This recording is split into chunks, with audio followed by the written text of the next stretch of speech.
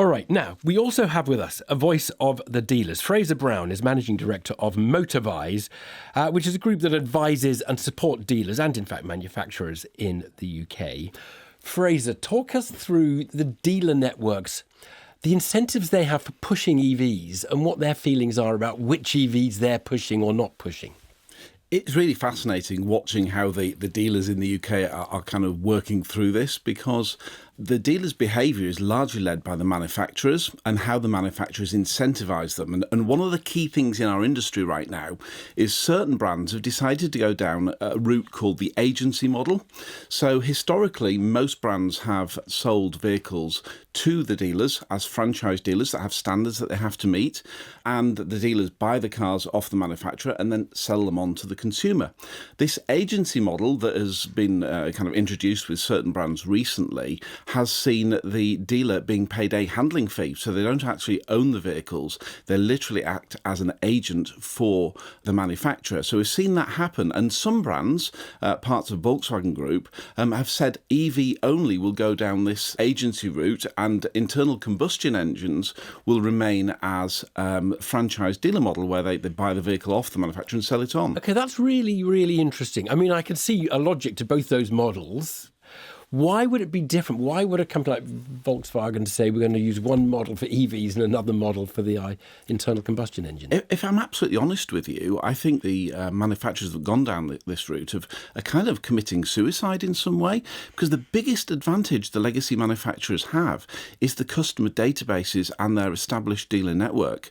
And brands like Vauxhall, for example, are really making hay with this. They are really using their established network and using the fact that customers walk into their showrooms to help educate customers. So by having... Educate and then sell them the car you want to sell them, basically. Well, ultimately, the objective for us all is to have green transport. And if we have educated salespeople in our showroom that thoroughly understand the fuel advantages of driving an electric vehicle, because it costs much less if the customer has access to domestic overnight charging, what range does the car do? So if you're using your car and you regularly do 200 miles a day, you need a car that in the morning when you get up can do 200 miles. So range is critical. And obviously as battery technology advances, we're going to see range increases. We've got cars coming to market with circa 400 mile range now. So from a consumer perspective, it's a no-brainer, but we have to educate and we have to make sure the dealers are equipped to support their customers, to show them the genuine opportunities that exist for them. Because my mother, for example, who's 70, she's never been near a public charger with her electric vehicle, but people just don't understand that. There's so many myths. Your mother has an electric vehicle. She does. In fact, so does my brother, so do I. I think you've influenced her on this. Possibly. Well, look, we've got a sort of picture of where you're all coming from. I think we should just start with saying that making a car, correct me if I'm wrong, it's just completely different now. Ginny, it almost seems like it's all about the battery. Is that fair? I mean, it's very simplistic, but I think it's fair. There's certainly true that electric vehicles don't need to be anywhere near as complex as their internal combustion counterparts. You've got no pistons, you've got no valves, camshafts, transmission systems, the gearbox, it's a thing of the past. So it does mean that they are easier to make. It does open the market up to a lot of new players, and there's been so many brands come in, disruptor brands, trying to break into the market. Victor? Yeah, to be honest, I think for ordinary people, audience, people will think no complexity in producing or manufacturing. But actually, 5 years ago, I think there are over 200 brands in China for EV startups. But now, only maybe 10 survived. So that means EV producing or EV manufacturing is not so simple. It actually requires a lot of more, because software or infotainment things, and also you need to care about personalization features. So it's not just like building a toy car. Yeah. Go on, Ginny. No, it's not. But I think what's really interesting is it's about who controls those components gives people a massive competitive advantage. That's it. And that's what Chinese car makers have been really good at. I think I read that BYD, for example, the only components they're not getting for their cars are the AV systems and the tyres. Now, once you control that supply chain yourself and you're building your own batteries, and of course BYD also build batteries for Tesla and Toyota, and they build half of the iPads out there, that that's the competitive advantage that they have against some of the European manufacturers. Is it all about the battery? James, come on, Vauxhall, where do you get your batteries? And are your batteries as good as the BYD batteries, for example? Well, there's a couple of things to that. So we've got Ellesmere Port, first plant in the UK that's purely building electric vehicles, building small vans. Batteries today are coming from China. But we've just opened our first gigafactory in Europe. Vauxhall's launching the new Grandland, so family-sized SUV, in the coming months, and those batteries will come from Europe. And then over time, more of the batteries, as we're building the 3 gigafactories in Europe, will come out of Europe. And it is very important to say that batteries are the big cost in terms of the vehicles today. About 40% or thereabouts of the car? It's a significant amount. And it's that transition and managing that cost down. And again, it comes back to managing your supply chains. But again, by building them ourselves, obviously that then gives us some cost advantage. Okay, and I get the feeling you're all very subtly selling here as well as analysing, which is fine. You're allowed to do that. But what I want to know is, what has happened that has allowed Chinese manufacturers to be the ones who seem to be on the front foot? Victor, tell us what it is about the Chinese manufacturers. Because the Europeans and Americans will say what it is your company was set up in the 1990s, a state enterprise in a communist country that threw state money at you, and that is an unfair advantage. So, to be honest, it's more related to political things, to be honest. Yeah. I'm more a businessman. But you can tell me whether you get... I don't know it's proper for me to... Tell me where the money comes from. That's a business question. Does Chery receive government money in a way that a European manufacturer doesn't? Yeah, to be honest, I think, let me clarify a little bit. So, I mean, in China, there are many car manufacturers actually are not state-owned. And the Chery actually is also multi-shareholders. So let me to start with. So I admit that China has made some support to the companies since EV incentive policy, which go live, I think, over 15 years ago when China really wanted to do the EV.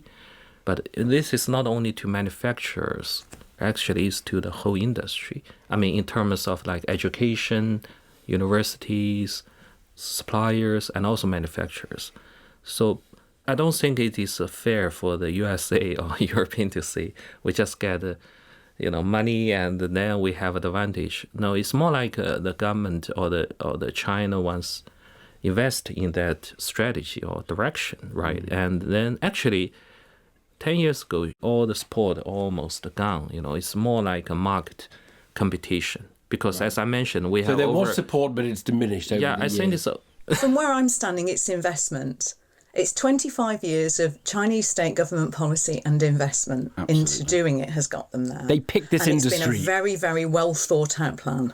Yeah, it was an industrial policy. Come on, James, what's your theory as to why the Chinese are so strong in EVs? It's clearly a scale point, isn't it? I mean, Chinese market's biggest electric market for cars in the world by some way. So that scale gives you obviously cost advantages. I guess what we've tried to do as Stellantis is leverage the 14 brands we've got, plus now we've got Leap Motors as well, so 15 brands. We try and leverage that scale because you need that scale to be able to compete on cost. Right, but I do want to say it's not as though Europe and the United States are tiny markets where you can't have scale. In fact, European and American manufacturers were globally dominant. But there's also the infrastructure point, isn't there, as well? So you've got this chicken and egg between you want to grow your electric sales, but the infrastructure's not there in terms of people being able to charge the cars. Conversely, people won't put the infrastructure in the private marketplace when there's not enough cars to get it returned. Right. So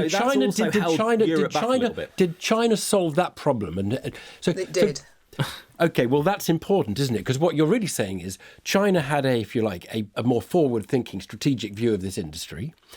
It solved the chicken and egg problem, which we didn't, and consequently had a bigger industry early on, and consequently had scale advantages, lower costs. Now, that sounds like China just thought about it harder and deserves to win. I mean, that doesn't sound like an unfair advantage. They haven't got there in the UK yet, though. There's only MG who've taken a brand off the shelf, actually, and that's, I believe, because they haven't got the branding right. We've recently looked at the branding for one of the Chinese incoming brands, and I'll be honest with you, it was not much better than my daughter's GCSE project.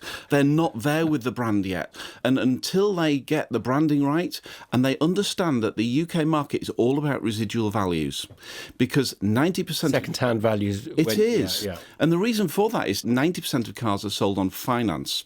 So if you're selling a car for, say, £30,000, and in 2 years' time, at the end of the PCP agreement, which is a balloon finance agreement, the car's worth £10,000, your monthly payments are effectively the £20,000 divided by the 24 months. If, however, your car is worth £20,000 after the first 2 years, then your monthly payments are a lot lower. So brand is very, very important, and managing your residual values in the UK. If you don't get all of that right, because of the maturity of the market, you will not have a sustainable brand here, and that is really important. I would completely agree with Fraser, and I think there's all this talk about these waves of Chinese cars that are going to come and flood the market, and I think we know from our audience that consumers are open to them. 80% of our audience tell us they don't really care where in the world their car is produced, but what they do want is a good car that's been reviewed well by a source that they trust. Even that on itself isn't enough, though. They've got to have a really strong brand proposition. But we are starting to see that happen. If you look at BYD again, who are sponsoring the Euros, they've taken that from Volkswagen, who's been its partner since 2018. So I think we are starting to see that, but I think Fraser's completely right. Some brands will cut through and some won't. All right, Victor, come on here. Unappealing branding. Yeah, so actually we understand the importance of understanding the local market, like UK, which is very much rely on financing, PCP terms. But in terms of how to build up the brand in UK, because we're using Omoda and J-Cool brands, which are totally... So say it slowly, because I want... Omoda and J-Cool. So these are quite unknown here, Yeah. I have to admit, but actually we have done a lot of things now. And you will see some of our advertisement or marketing things that will come very soon. When you price your cars, are you pricing them to be the cheapest in the market? No. Because I think of the Chinese cars as the big advantage of the Chinese being they're cheap. But when I looked on Ginny's website at the cost, it didn't actually look like they were particularly cheap. And so I'm a bit puzzled as to what's happening. Yeah, so although we have some advantage, but I don't think it is something just put everything just on the price and leave the impression to the customer that Chinese coming is the cheapest one. Nothing else, no advantage, just price. I think this is wrong image that we want to bring to the UK customer. So our idea is more like affordable premier feeling. So in terms of the finish of the car, interiors, infotainment, the driving experience, anything. So it's a good product. But look, the question I wanted to get to is whether the UK should follow what the EU and US are doing, or whether the UK should just say, look, we're going to open our market up to as much competition as the world will allow. We welcome Chinese brands. We'd love you to come and make your cars here if we can persuade you. Now, James, you're the European competition. Are you pleading unfair competition here? Well, our CEO Carlos Tavares has said that in the terms of the medium term, tariffs aren't particularly welcome. Probably in the short term, maybe yes, but in the medium term, we've got to manage our own business and drive our costs down to be competitive. But I think we probably come back to the point, the zero emission mandate I know is going to drive that point, is driving it to that same point anyway. We have to. But you've got to. We have to be competitive to deliver on the 22%, because we've got to make it compelling for the customer to choose the car. I understand that point. I just. Basically, you are saying it will be very helpful to have some protection. Some protection in the short to medium term while you get your act together. Isn't that what you're really saying? Well, I'm saying we're competitive today. Okay. Now, so clearly, if there's something that hinders the competition, to us, that's an advantage in the short term, isn't it? The other thing I'd quickly say is, what we really need the government to do is to put some incentives back for the private retail customer to choose an electric car. Because at the moment, all the incentives are on the fleet company car driver, which is really favouring very expensive electric cars. And there's nothing for the traditional small family size vehicle from a private retail marketplace. We've got to put the consumer first. Okay, so from my perspective, tariffs I don't think are helpful for the UK, but I do think government incentives are. Something like a registration bonus. So when you register the car, the government gives you an amount of money, or half the VAT, or zero VAT rate, the sales of electric vehicles. I really do think that is exactly what we need now. But the elephant in the room here that we're not really talking about is that we're talking about the EU putting 10% tariffs on. Well, let's say we're selling a £25,000 car. That's £2,500. That's irrelevant in comparison to the penalties for under the ZEV mandate. So, I think we've been caught napping in the West. I think the Chinese have had a very good industrial strategy. I think it deserves some respect. But ultimately, what are we going to do to protect our own industries? Maybe we just need to get ahead of the curve. Yeah. I mean, in a way, you're all saying we don't need to follow the Europeans. Apart from James, but a little bit, we don't need to follow the Europeans and Americans in trying to keep Chinese competition out. Here's the question I'm interested in, because in this very sprawling conversation in which every aspect has been touched on, we have got to the fact that you don't want Cherry, Victor, to be seen as the cheap, cheerful Chinese one that you buy. No, I don't want. You don't want. You want to be up there with the better premium brands. Isn't what we want for the transition cheap electric vehicles, so that people who want a car can buy an electric? I would like to say it's called relatively cheaper or relatively it's affordable. Cheap, but you can't say we're cheap and we're premium. You've made the case. Cherry wants to be a premium brand, so that we're clear about that. What I'm now arguing is who's going to make the cheap electric cars and not be there wanting to be a just BMW. as Mr. Evan, James the European car makers, the European car makers are currently making the cheapest electric cars. We've got the Dacia Spring that's just gone on sale. Yeah. That's under £15,000. We've just been out driving the new Citroën EC3, again, one of the most affordable cars in the UK. So it's actually a bit of a myth that all the really cheap cars are coming from China. There are some fantastic affordable electric cars coming from Europe. And finally, I'll quickly whip round. Do you think the transition is going to happen? 2035, is that actually realistic as a date for which no new internal combustion engine vehicles should be sold?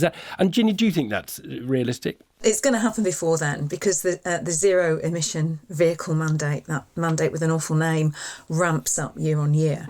So by 2030, car makers in the UK are going to have to be selling 80% of their cars will have to be electric that they sell. So I think, yes, absolutely, we will be there, and we will probably be there much sooner. Fraser, do you think that? Yeah, I actually think that we're educating salespeople in car showrooms to say to consumers that, OK, today you have a choice of types of engine in your vehicle. Most people change every 3 years. Next time, you are going to struggle to buy a petrol vehicle, because the petrol vehicles, I believe, will go up in price. The electric vehicles will come down in price. And because of the restriction placed on us by government, we will see it becomes very difficult to buy an internal combustion engine within 3 to 5 years. So do I think it'll happen? Unquestionably, but I do think the government needs to help us with some incentives. James, 2030, 80% of your sales have to be EVs in this country. 2035, 0% internal combustion engines. Is that going to happen? Yeah, I'd agree with the current comments. I think we will have electric variants of every single vehicle in our range by the end of this year, car and commercial vehicles. So we're ready now. If we wanted to move to 100%, we could. So I think with the zero emission mandate, it will definitely happen. I think to try to avoid some of the pain points in terms of ICE prices going up or ICE supply being restricted that some of our competitors have mentioned as well, I think with just a little bit of incentive for all the other benefits of going electric, I think that take-up will actually then happen quite quickly, because driving an electric car is a far nicer, better experience than driving a traditional ICE car. I will say, by the way, there is a massive government incentive to buy an EV, which is you don't pay petrol tax on an EV, which you do pay on an internal combustion engine. And that tax is a very high tax that you're paying to the Exchequer for owning a petrol vehicle. Well, Victor, I'm going to give you the last word as the Chinese corporate entity in the room. What's your market share going to be in 10 years, do you think? What are your ambitions? 5%? No. So, to be honest, I think if you look at the past 40 years, actually the whole industry, the UK is a really open market, and all the companies which are really good can win a certain market share, but not dominant. So this is a good thing. I think Chinese, for me, to be honest, I don't think Chinese will just flood the whole market and like 50% will be Chinese. No, I don't think so, to be honest. Mm-hmm. So for us, I want to get a reasonable market share. So I think maybe similar like Hyundai, Kia now. Not dominant, but still visible to the audience, right? So I hope that can answer your question. It's an extraordinarily important story, an extraordinarily important transition underway. And, well, we've had a good roam around the different topics. Let us leave it there. Thank you to my guests, Ginny Buckley from electrifying.com, Victor Zhang from Chery, James Taylor of Vauxhall Motors in the UK, and Fraser Brown from Motorvise, the voice of the dealer in this. Thank you to them.